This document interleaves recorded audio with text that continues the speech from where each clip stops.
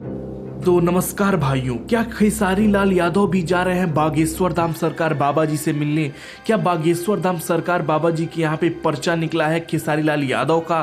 तो चलिए वीडियो को शुरू करते हैं और बात करते हैं, क्योंकि बहुत सारे लोगों का ये क्वेश्चन आ रहा था। काफ़ी लोगों का ये भी क्वेश्चन है कि क्या खेसारी लाल यादव सबको बोल रहे हैं बागेश्वर धाम सरकार बाबा जी से के यहाँ पे जाने के लिए?